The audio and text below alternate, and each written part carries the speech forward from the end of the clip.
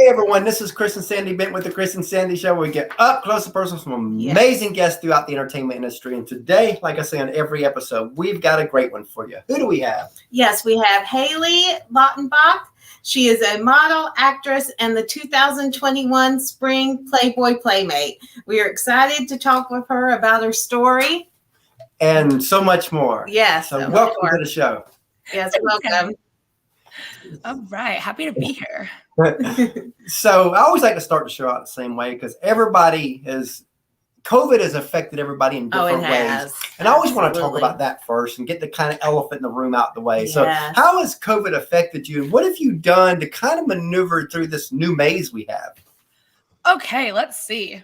Well, at this point, I'm pretty much over it. But for the first part of the year, I had just come back to Portland from LA to buy a condo. And then the pandemic happened. So I was like, heck yes, I get a year off from LA to just relax in Portland. And so that was actually nice to be around family and everything. And then the boredom set in. And I think I did what everybody else did, like watercolor, read more books, started playing with clay and making little things. And then got back into YouTube and just talked to the camera a lot. Love that. Yeah, like I was telling you before the show, we started this show January 2020, Yes. And our original plan was 100 interviews our first year. We thought if we could do that, it would be a great foundation. And then COVID happens. Yeah. And I told Sandy, I was like, watching all the entertainment industry get shut down, I was like, this may be our time to shine. Exactly. Because they're free to talk to us now. Yeah, exactly. We have no excuses. Right. That opened up some doors. And because of that, so many doors got open where we did over 300 interviews last year, and we're at 450 now. Yes. Amazing. And, that's a lot of interviews. And we could have never imagined. It's funny because we started out the show as a weekly show, and we was only going to do 2 interviews each episode. But we learned, when you put more than one on an episode, the second person really loses the steam. They do, yeah. Because people bow out after the first interview. So it's like, really, you're better off to highlight and focus on one person. Yeah. We learned that after a few shows. So we did. So what are some hobbies you like to do outside of everything you do? My hobbies are basically the same as my job because I do like social media and making videos. I wish I had more hobbies. I always think I should fake one. I don't ride horses. I don't really do anything besides just hang out and make content. Yeah. My biggest hobby, because I am such a social butterfly, is I like to just shut off the world, put my phone on airplane mode, and watch 80s movies. I love 80s movies. They're the best. The best. You know what's funny about the whole social media world? If you think about it, back in the day, you got on social media to escape from the world. Yeah. Now you go into the world to escape social media. Wait, that's such a great quote. It's true. I used to enjoy it so much more, and now it is more like a job, and it's I don't love it as much. We understand. So what would you say is something quirky about you? Quirky? I think I'm the definition of quirky, just my overall being. I spaz out. People always say I'm this pretty, I have resting biatch face, but then when I open my mouth, I'm a little weirdo, and people think I'm just a little squirrel. So what's weird about me? I don't know. I really like sci-fi and fantasy. People don't expect that. Lord of the Rings is my favorite movie. Oh, wow. I was going to say that reading your bio, you said you got a lot of nerd in you. Yeah. Oh, I have this Jurassic Park tattoo. Oh, very cool. And E.T. Oh, wow. E.T. Love E.T. And there was a meme the other day that said, what is the top movie or put in a GIF when you turn 10 and whatever that is to show what that is. And I turned 10 in 81. So when I did that, E.T. was the number one thing. My kind of guy. So I wasn't even born yet. Yeah, you were a few years old. I was, 77. 77. That's one, yeah. Cute. So, speaking of everything you do, let's start back. you wanted to be a model pretty much most of your life. When did it click that could actually be a career move for you? Okay, so I started modeling in Portland. We have Nike here, some other random brands, but I started doing that in high school. And I got it into my head. This sounds so cheesy. Like I was young, so of course I was like, I want to be a Hollywood star. I was like, oh, I really wanted to do Victoria's Secret. That was like my goal, but then I turned into acting. But so like modeling, and then I only applied to U of O or University of Oregon because I did not want to go to college. I wanted to move to LA. So I only applied there, and then I spent the summer in LA meeting with modeling agencies. So when I was 17, the summer between high school and college, and I got signed by one of the top agencies there. And that's when it clicked that I could actually do this. So my mom was always supportive. I had to convince my dad to let me not go to college. That was very hard. And then once I spent my first year in LA, I was, killing it and like booking all the top brands. And that's when I was like, I can keep doing this. So how was that transition in LA? Because I read in your bio that you talked about it was exciting, but then it became a little lonely. Oh my gosh. Well, it's like, it is lonely there because everyone kind of moves there from their hometown, and in their hometown they're told like, you're the star, you're a star. And then you get to LA and everyone kind of thinks that about themselves. And I'm a really nice person. Like I always was, I was raised well, but I realized a lot of the models and other LA people are out there literally to use you or get jealous of your successes and turn against you if you get a better job than them. And so that's when it got lonely. I like went through so many friends and just like eventually was like, I don't like this. Oh, wow. Yeah. And then it also gets lonely because it really is so much rejection. It's like everything's based on if you have the wrong hair color, you don't get the job, but then you take it really personally and it gets a little depressing. Yeah. And we understand about rejection because even, as a fairly new show, we reach out to hundreds of people a month to come on the show. And I bet I get 5 to 10 emails a day. We'll pass, we'll pass, we'll pass. And, and at the beginning of our show, because we reached out to smaller guests, it was like, okay, this is great. Everybody's saying yes. So once you move into a whole new category, it's like, okay, I'm not sure how much I like this. I know you kind of need that one person to say yes, and then you're good. Yeah, because I think that the Allie Brooke was a little bit of a game changer for us, and probably the first game changer came when and I was frustrated at the beginning of our show, about 2 months in, right after the pandemic started, and I was frustrated, and then I get this email saying we'd like to have 6 of our artists on your show, and I was looking through who they want, and one of them happened to be Anna Christina Cash, and I was like, I wonder if she's part of the Cash family. And so I looked her up. Come to find out, she's married to John Carter Cash, which is, of course, the son of Johnny Cash and June Carter. I was like, and so she was kind of the game changer for the show to go to that next level, because after she came on, we got Carlene Carter, we got Taylor Lynn, we got Georgette Jones. So all of a sudden, we got a lot of the family people within the next generation. Country legend. Nepotism.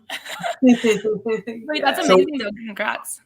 So what would you say, has been a game changer for you when you look back on your career so far? What was one big moment that kind of took you to a whole new level? Oh man. I think it was, so in the beginning when Instagram launched, it was kind of like an old person thing, and I started it. And I think I was like one of the first people back in the day to be one of those Instagram model girls. And I had around 10,000 followers, and my agency was telling me to delete Instagram, that I'm just a clothes hanger. Oh, wow. You should not have a presence at all. And so I was like, I'm so happy I didn't do that, because a couple months later, suddenly you go to castings and they want to know your Instagram. They want to know all that.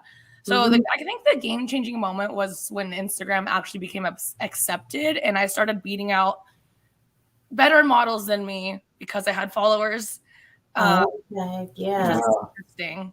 And then I think what also helped a lot is, I was shopping at the Grove, which is a mall, and they filmed extra TV there. and I got pulled out of the crowd to ask a question to Will Ferrell.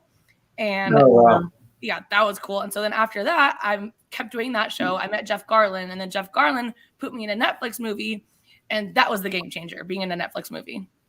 And that's what led to acting. Yeah, because I always was like saying no to acting. I was like, I want to be a Victoria's Secret model. They don't act. And then and then, as they say, I caught the acting bug, because I was like, I went from modeling in like basements for 9 hours, not basements, but like downtown LA, to having my own trailer with people trying to ask me what food I want. Wow. So what is it about acting that you just love? Well, I learned that I do like to talk. Like we were talking about, I like to talk. Yeah. I know we would probably talk for hours. I just like, it's just so much more creative. Like I thought modeling was fun, but it's not. It's brainless. With acting, you get to freaking become a person. And I love movies, and I love getting into like watching them, and then like actually being in one and watching the process and becoming someone else is so fun. Wow. So, there might be people out there that you're like, I wouldn't like to be at in person, but you can become them on the screen. Yes. So. Yes. Oh my God. I love playing the bitchiest people. I'm always playing So what are some roles you've played, through the years? The thing about acting is it's way harder to get a job, because to get the big jobs, and you already have one of the big jobs, it's a catch-22. Oh yes, catch-22 there. So the Netflix happened first, and that was amazing. My first acting job was Netflix, and then I did 40 episodes on a Facebook show. Her name was Becca, and she was a mean cheerleader. And then I did Always Sunny in Philadelphia. I was a drunk bar patron. That was fun because I am the funny, quirky, pretty girl. They loved me because I was screaming and like wasn't afraid to make fun of myself and jump on the stuff. What else have I done? Oh, I played a British girl one time on the show Librarians on TNT, but a lot of them have been like little small bit parts on big shows where I don't really get into it too much. Mm-hmm. But the 40 episodes on the show that was fun. That was like 4 months of the same character. Now I read about that you went through a whole mental health thing, and that you're an advocate now for that. So tell us a little bit about what happened. Yes. Okay. I don't know how something in my brain triggered. I was always the happiest person, just happy-go-lucky. And one day I just kind of started to get scared to leave the house, and like didn't feel like if I booked a shoot, I would have so much instead of excitement. I was like, I don't want to go. And then I stopped like wanting to hang out with friends. And I think my rock bottom was I had spent 4 days like in my house, like door locked, not going outside, like ordering food and like pulling it in like a hermit. And then my friends like literally busted down my door, and they were like, this is not normal. Let's just like get you a mental health check-in. And so then I was diagnosed with depression, which I think a lot of people have. And my parents didn't think it was like real, like to go on medication, but medication probably saved my life, I think. And sometimes it kicks in again, especially during quarantine, being alone and like realizing I like being alone. Oh, I had a boyfriend for a year that lived with me, but we broke up because it was way too close. Oh, wow. Yeah. Yeah. So back to your original question quickly. I think one thing that helped me a lot during quarantine is I did have a live-in boyfriend to entertain me. Yeah. But eventually, I think a lot of people broke up in quarantine because it was just. God did. We heard, well, what's crazy is, we've been we married almost 19 years now, and we've been this 24/7 couple. And we always homeschooled, or so, and we've been put down. People have told us how unhealthy we are, how stupid we are, how this will never last. Every year we hear these things every year, and then we cross another anniversary, and we cross and then what was crazy was COVID happens, and we're sitting here like watching everything get shut down, and we're like, ain't this something? Society has tried to push us to become them, and now they're having to become us. Crazy. Literally, they're Chris and Sandy now. Yeah, and of course, a lot of them didn't make it. With a lot of divorces didn't happen. We made it through smooth sailing because that's just how we have always lived. Right. Well, my relationship was new, so that's probably why it didn't work. But you guys like have already crossed like the hill right here. Yes, we have many years. Yeah, because I went through 19 years of addictions and been sober now almost 14 years in December. Yay, And the first 5 years was really hectic on her. She was my angel through all that because she stood by me through it all. If it weren't for her, I don't think I'd be alive today. Oh my God, Sandy, I love you. So it's been, and I share a lot of stuff on about all this and our past. And I've seen where you talked about you kind of share too. People tell you share too much, so it looks like we got just alike on that. Yeah, open book. Yeah, seriously. Okay, I'm gonna dive into you after this interview and research. Because we've been an open book, and and sometimes people don't like that, and so we fully understand, and people put us down for it. They're like, you share too much and all of that. But okay, yeah, same with me. It's like you went mute. Yes, sound out. Yeah, because it shows mute right there. Mute. Let me try. See. How about? Okay. I can't. Okay, there you go. There, you're back. Hey guys. We can hear you. But I was saying it weeds out the people that like you don't even want in your life anyway, and then the people that like the open book stuff, they stick with you. Yep, exactly. So now, we're leading through your story a little bit. Okay. How did the whole Playboy thing happen? Was that something you've wanted, or was it, where did that come from? How did that come about? That I have been offered Playboy. I'm going to try and make this sound like I'm not negative. I had booked Playboy before, and I was a lot younger, and my agents back then said not to do it because it was still kind of like a little raunchy, I guess. Terry Richardson was going to be the photographer, and that was before he got canceled. So I didn't end up doing it. And then I got offered it again a couple of times. It was like random things, not like a big role, like an extra for a famous person. And then this past year, they started only doing 4 Playmates a year. And I didn't even know that they were looking at me. I randomly got a text, or I did one brand deal for them on Instagram. I was like, I don't know if I should do Playboy, but it's a brand deal and it's just a t-shirt. Let's do it. Yeah. And then I found out the next month that they wanted me as the spring 2021 Playmate.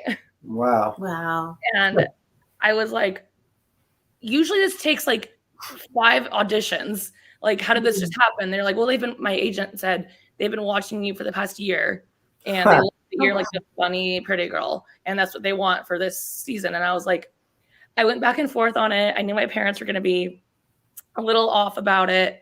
But I was like, it came with guaranteed interviews with like big TV shows and stuff. Yeah. And I was like, well, the interviews will help me launch into acting probably. So let's do it.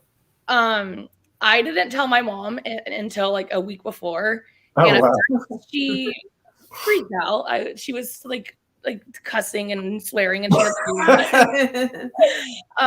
but then once she looked at how Playboy's been lately, where it's like a lot more classy, you don't have to show so much, and it's more about you as a person, not your boobs. Then she started to support it, like very Kris Jenner of her. And my dad found out from his friends on the golf course, and that was not good. But wow. Yes, but now we're close again. So yeah, but then it was the best experience ever. It was a 3-day shoot on the highest production I've ever been on. It was like all like women there. There was only like 2 guys, a photographer and his assistant. Nothing weird happened, and it was so fun. That's a good thing. Awesome. Now, as you know, a lot of people, they see the glory in what you do, the glory of your big actors and big entertainers, but they don't see the grind, the sacrifice, the tears, the struggles it takes, not just to get to their level, but even a career level within entertainment. And I always want to hit this side of it because I think that a lot of people, they jump in entertainment, they think, oh, I've got the talent, I'll nail this thing. And they don't realize the grind it really does take, because it's a lot of work ethic and some luck involved. And so we want to talk a little bit about that. So how has that been? And tell us about some of the sacrifices you've made just to get to where you are.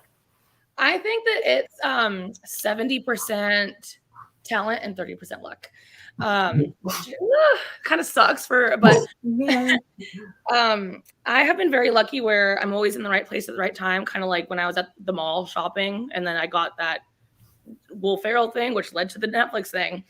So that's luck, but also talent. Like if I wasn't me, I wouldn't have been asked to go up on stage. Yeah. My sacrifices. One, for example, I'm supposed to be shooting a really big show right now, but I had a previous, I had a previous commitment yesterday in Portland for a photo shoot that I couldn't get out of because, they booked 30 people to be on a shoot. I can't bail. Oh, wow. So you have to sacrifice certain jobs for other jobs, which sucks. I've also sacrificed a huge social life for because I have to go to bed early and wake up early and you gotta, and working out, and I went through a small eating disorder, so that was a sacrifice, I guess. I don't know, but yeah, it's really hard. It's not as glamorous as it seems. Like once you do get that job and it's super fun that one day, and then the next day it sucks again. Yeah, that's even for our show. A lot of people see that, the 30 to 60 minutes that we are on, we enjoy, we have fun. Yes, this is when I'm in a zone, but they don't see the stuff that we go through outside the show to get people on. I mean, that we get the no-shows, that the people that cancel. I mean, there are sometimes where they don't get the people that cancel, and they don't see the emails back and forth of booking this, booking that, and then people not showing and all that, or people saying, "Oh yeah, we'll do it," and I'm like, okay, this could be a game changer. You never hear back, and then you never hear back. And it's just so much work behind the scenes, and people don't see that. I think that our job is 90% emails. It pretty much is. And then 10% this fun part. Yes, exactly. But it makes the fun part worth it. Exactly. No, exactly. I'm sounding kind of negative right now, but it is a lot of work, but it does make it worth it. Yeah, absolutely. So, we talked about the sacrifice. Let's flip the script and go the other way. Let's talk about the glory side. What are some moments you're like, wow, that happened? Well, I think the movie premiere, driving by in LA when I was going to my little small castings as a young girl, I would always see the movie studios with all the movie posters, Ellen is there. And I'm always I wish I could go through those gates one day. Oh, well. And then once the Jeff Garlin Netflix movie premiered, my mom got to come and we went and she's a big movie fanatic too. So that was amazing for her. We went through the gates, we got ushered in. It was a red carpet. I got to be with my mom. And then sitting on the Warner Brothers lot, watching the movie that I was in and seeing me on the big screen with my mom there. That's amazing. She had to be so proud. She was so proud. It was so cool. And my other thing, so my dad, as I've said, is kind of always apprehensive about my job, even though I don't do anything crazy. I'm wholesome. We went to New York because I had shot a campaign for BB, and they were there's going to be a New York billboard in Times Square. And they didn't really know where it was going to be. My dad's there for work anyway. So we went together and he's I don't know if it's going to be there. We'll see. And then we rounded the corner and there's this giant poster of me in Times Square for BB. Oh, wow. And seeing my dad trying to cover up his joy, but I could see he was really proud of me. That was another really cool moment. Wow. Number one, because Times Square. Number two, because my dad was proud. But those are really cool moments. Now, as you know, a lot of people, they see you and the actors and everybody else, but they don't see the teams behind them. And in our opinion, the teams never get love they deserve. On our show, they do. So if you want to take a few minutes just to tell us about the team that helps you be who you are. Okay. I love that you're doing this because I always say, if I win an award, I'm going straight to the team. Because they do. I would not have, first, I wouldn't be on this podcast without my manager, Jonathan. I've been with him for about 3 years. I don't think I'd be dead without him, but I think I would be unsuccessful working at Target. Yeah. He works every single day, makes my schedule, just grinds for me to make brand deals. Love him. And then my modeling agents. See, agents are different than managers. Managers care about you. Agents just make you money. But I have great agents too. They send me out for big jobs. And my theatrical agent, Michael, he's been getting me the most large auditions that I've ever had in my entire life. So Thank you, Michael. Who else is on my team? My parents, Oh yeah, Can't forget them. Forget them. emotionally. So, it sounds like you're really close to your parents. Tell us a parent story. And again, you probably have 1,000 of them, but a parent story that stands out to where they went above and beyond for your career. And you're like, wow, they get this as a passion. Okay. When I moved to LA, when my dad finally accepted, and he's like this big, like large, tall executive man, kind of scary. And he drove me in my tiny Fiat car to LA from Oregon so I could have my car. Wow. Spent 18 hours in the car with him. And that was like a big deal that we drove together from Oregon to California. And they sponsored me $10,000 for my first apartment, paid them back, obviously. But that was a risk that they took. Like I could have not gotten jobs. But they kind of like were like, here's $10,000, here's 6 months in LA. See if you can make it. Wow. Oh, that's amazing. That's belief right there. That is belief. Yeah. Yes. I wish more parents would do that because, again, usually if a person says they want to be an actor, actress, or a musician, the very first thing oh, no, you can't do that. You got to be a doctor or a lawyer. Yeah, exactly. And we've discussed this a lot. We don't want to be those type of parents. And again, again, sometimes I get it's a fear because you see the actors, you see the big high paying people, and then you see the very low paying people. But you don't see the people in the middle. There's a lot of people that make a career and you never know their name. Oh, that's so true. Like working actors that have been doing it for 30 years, but who are they? Yeah. And yet they've lived off of it, and they live in California, so apparently they're making something because so there is ways to make it without being the big Brad Pitts and Angelina Jolies and all that. Yeah. So there's ways to make it, but you still want to be there. Yeah. The goal's still there. Yes. Right. Speaking of teams, we have a third co-host, our Yes, little 9-year-old. we do. Christopher. And Sandy's going to go get him real quick. And we've got a 2.5-year-old little daughter that when she gets older, we'll be plugging her into the show too. Because we are a family affair show. I love this. You're creating little stars. Working. We've even made a little Instagram for both of them too recently. Because I was like, we wish we'd have done it a little sooner for little Chris because he's 9. And Caitlin's 2.5. So like hers is at Caitlin Ashley. Okay, well, I'll make sure to follow them. And his, I can't even remember. Oh God, I feel bad. I don't even remember his name. Oh my gosh, with his Instagram. Oh, The Crispin, the Christopher Allen. The Christopher Allen was his. Christopher Allen. Okay. And hers is Caitlin Ashley. So that was pretty. Yeah. Or Miss Caitlin Ashley. Miss Caitlin. Somebody had Caitlin Ashley. And being a little 2-year-old, Miss Caitlin Ashley, that makes, and she's already a little diva. So she is. I love her. Chris, you're a floating head. Yes. Hey, Hailee. So, what's your favorite food? Oh, nachos. Ooh. Ooh, you I'm like a big Mexican food person. And what's yours? Mine is pizza. That's my second favorite. We can be friends. He could eat it all day long if we fed it to him. He would too. He would. So, what's your favorite TV show? Ooh, right now it's White Lotus No. or Ozarks. Very different. And what's yours? Mine is SpongeBob. I love SpongeBob. And you know what's been cool is he watches a lot of the Nickelodeon and Disney shows because we're not just an artist show, we are everything entertainment. We've been able to bring a lot of people from his shows onto our show for him to talk to. That's so cool. Christopher, you have really cool parents. Yeah. Remember that now is when you become a teenager. So, what's your favorite movie? Lord of the Rings, Jurassic Park, E.T., Avatar. Oh wow. What's yours? Mine is the Minions movie. I like Minions. I like Despicable Me too. Yeah, they're all good. And yes, what's we been love crazy all those. is our Caitlin, if we're walking in the mall and there's a little, and he laughs about this, but if there is a Minion in the store, she wants to go in that store.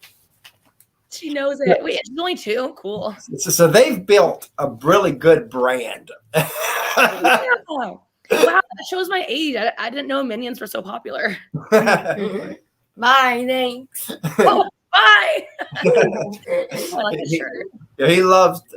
It's funny. He tries to make us let him wear green shirts so his head can float. Yeah, that's a Minecraft shirt, and that's his favorite. So he's always trying to wear it. Wait, does he watch Paw Patrol? I keep hearing about that. He used to watch a lot. Yeah, a lot. She loves it now. Oh, Caitlin loves Paw Patrol. So we've had to go through 2 generations of that now. Yes.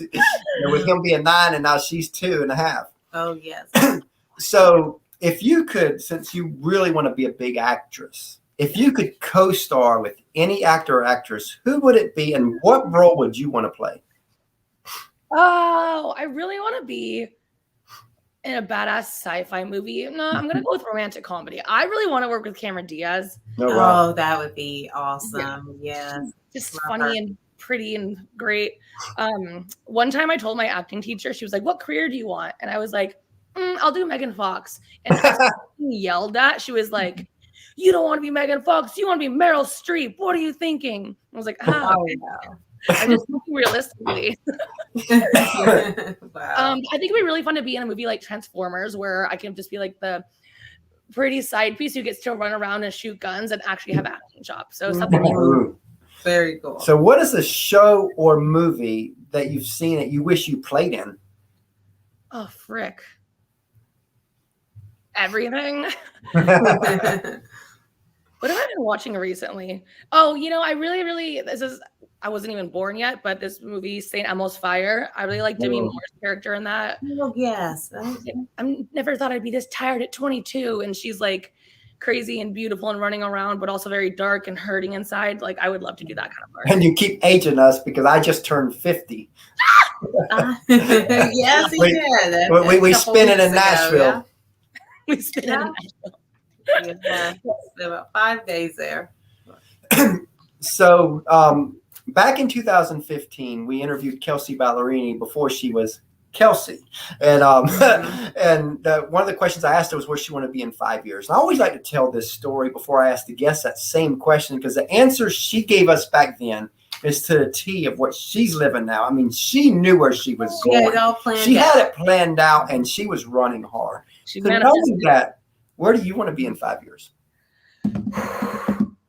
I want to own a second property in California. I want to be living there again.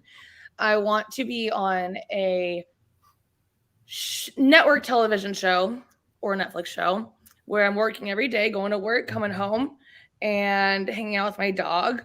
I think as I've gotten older, I also appreciate going to bed early. So I want to be able to just come home after work, having the best day ever, order some Postmates, and watch my favorite movies. Love that. Now, let's say we look 15 years down the road. So go deeper in this. And let's say you are a success on a grand scale. Whatever that looks like for you, you've made it. If the person you are today could meet her, your future successful self, what would you want to remind her? Wow, that is so deep. I would say don't get cocky. Don't forget that you are just that nerdy little quirky person that grew up a little bit too fast. And don't get jaded by your industry because it's evil. And be nice. Love that. And we understand that you love Disney. Who is your favorite Disney princess and why? Belle, because she has this one quote, I want much more than this provincial life, or because I've always been scared of being, I don't know. It's like the word basic, but a better word. And she wants to go chase a better life, and she does that. And then she has some weird, and then I don't know. The Beast is hot too. And I love the score in that movie, but I just think Belle is amazing because she loves books. I love books. Oh, everyone thinks that she's pretty but weird. That's me. Yes. And yeah, I just relate to her a lot. And we also understand that you're a huge Harry Potter fan. Who is your favorite character? Oh, I love Luna Lovegood. Oh, wow. Airy and weird. Yeah. Also Snape, he's hot. And what would you like for your legacy to be? What would you want to be known and remembered for? I think I need a couple days to answer that. I think, okay, so if I'm old and I was dead, what would I want? Being known as a good person, doing good things for other people, never losing herself, never going through a crazy party phase. I think just loving on everyone and being good about keeping the earth green. Oh, that's awesome. And if you could say anything to your fans and followers, what would you want to tell them? I would literally not be here without you. I'm always looking for ways to give back. So send me your address. I'll send you a shirt. Thank you for putting up with my annoyances and just make somebody smile today.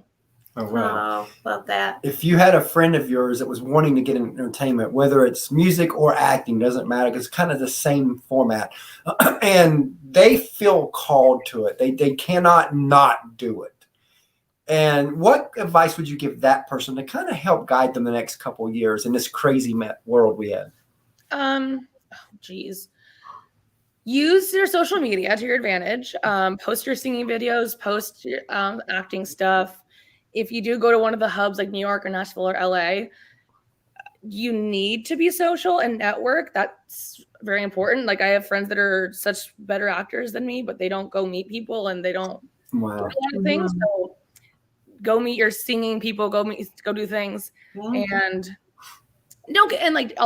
don't get depressed, don't get jaded. Just know that it's not you. It's maybe you look or sound like someone in someone's family that they don't like, so they don't hire you. Yeah, I love that about being personable, because you can ask Sandy, through our almost 19 years of marriage, we've gotten to do a lot of stuff because of my mouth. Oh, we have. We've gotten to experience. I mean, we've gotten flown out to Houston for 4 days, stayed with this friend of mine's home. They gave us the whole top floor. Oh, yeah. And they had a big home, and we were like, wow, and they took us around Houston because we were on an infomercial down in Miami. Yes, we have paid for. Miami, so because I'm one of them that believes that, you know what, you'll never get anything if you don't ask. Exactly. So yeah, listen to Chris. Everyone else, use your mouth, talk. It's like, we reach out to people like Blake Shelton still. One day we'll get them, Brad Pitt, like and again, we will get a lot of them down the road. But you know what? We get turned down.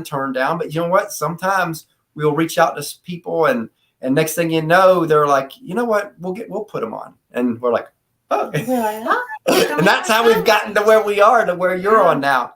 Yes. Well, no, I mean, I'm a huge believer in manifestation. Like that you're saying, we will get Brad Pitt, we will get Blake Shelton. If you just think positively, and I think if you're a good person, good things will happen and come to you. I love that. So now as we close out the show, because we could talk all day long, I could see that. Yes. But as we close out, how can people reach out to you? Well, my email, or DM me on Instagram, Hailee Bailey. Check out my YouTube channel, Hailee Bailey. It's all Hailee Bailey. Just Google it. And please reach out. I love talking. I want to always give advice to people and make new friends. So speaking of advice, you always give advice to people. What would you say is one of your best pieces of advice you ever give somebody? I think it's kind of what I just said. Like I really, truly, like when I'm not being my best version of myself, I realize like my life, like if I'm not treating people well, or if I'm like being mean to myself, I'm not working as much as I usually do. I'm not in a good place. But if I'm being the good person I am, so many good things that come to me.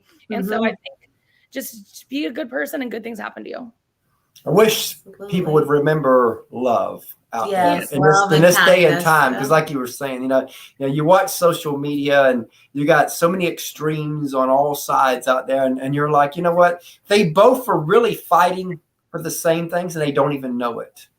I know. It's so dark out there right now. It's like, that's another reason I'm not on social media as much.